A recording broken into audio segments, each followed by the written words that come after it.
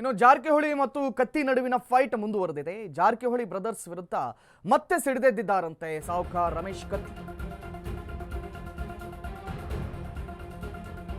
Jarkiholi brothers ಮಾಡಿದ plan ಎಲ್ಲವೂ ಕೂಡ ಉಲ್ಟಾ ಆಯಿತು ಅಂತ ಹೇಳ್ತಾ ಇದ್ದಾರಂತೆ ರಮೇಶ್ ಕತ್ತಿ. ಹುಕ್ಕೇರಿ ರಾಜಕೀಯ ಪ್ರವೇಶಿಸಲು ಜಾರಕಿಹೊಳಿ ಬ್ರದರ್ಸ್ ನೋಡಿದ್ರು, ಆದ್ರೆ ಅವರ ಹತ್ರ ಆಗ್ಲಿಲ್ಲ. ಉಮೇಶ್ ಕತ್ತಿ ನಿಧನ ಬಳಿಕ ಹುಕ್ಕೇರಿ ಸುಲಭ ವಶ ಆಗುತ್ತೆ ಅಂತ ನಂಬಿದ್ರು.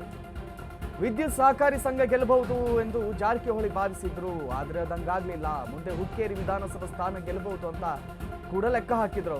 ಆದ್ರೆ ಜಾರಕಿಹೊಳಿಗಳ ಒಡೆದಾಡುವ ಪ್ರಯೋಗ ಇಲ್ಲಿ ವಿಫಲವಾಯಿತು ಅಂತ ಹೇಳ್ತಾ ಇದ್ದಾರೆ. ಮಸಲತ್ತುಗಳ ನಡುವೆ ಕೂಡ ಹುಕ್ಕೇರಿ ವಿದ್ಯುತ್ ಸಹಕಾರ ಸಂಘ ನಮ್ಮಲ್ಲೇ ಉಳಿತು. ಜಾರಕಿಹೊಳಿಗಳ ಸಾಮ್ರಾಜ್ಯಶಾಹಿ ತಂತ್ರ ಬಿಚ್ಚಿಟ್ಟ ದೊಡ್ಡ ಧಣಿ ರಮೇಶ್ ಕತ್ತಿ.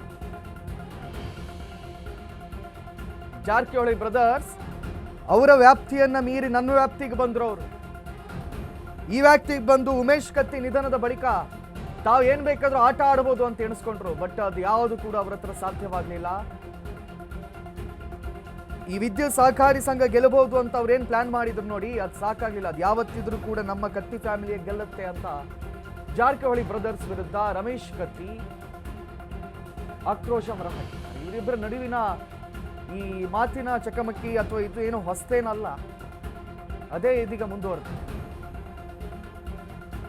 ಜಾರಕಿಹೊಳಿ ಬ್ರದರ್ಸ್ ವಿರುದ್ಧ ರಮೇಶ್ ಕತ್ತಿ ಸಿಡಿದಿದ್ದಾರಂತೆ.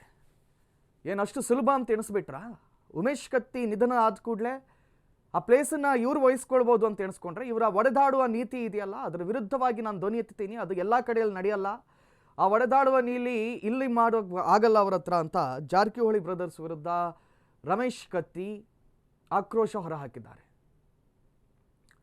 ಹುಕ್ಕೇರಿ ವಿಧಾನಸಭಾ ಸ್ಥಾನವನ್ನು ಆರಾಮ್ಸೆ ಗೆಲ್ಲಬಹುದು ಅಂತ ಎಣಿಸ್ಕೊಂಡಿದ್ರು, ಅದು ಅವ್ರ ಕೈಯಲ್ಲಿ ಆಗಲಿಲ್ಲ. ವಿದ್ಯುತ್ ಚುನಾವಣೆಯನ್ನು ಗೆಲ್ಲಬಹುದು ಅಂತ ಎಣಿಸ್ಕೊಂಡ್ರು, ಅದು ಕೂಡ ಅವ್ರ ಹತ್ರ ಆಗಲಿಲ್ಲ ಅಂತ ಹೇಳ್ತಾ ಇದ್ದಾರಂತೆ.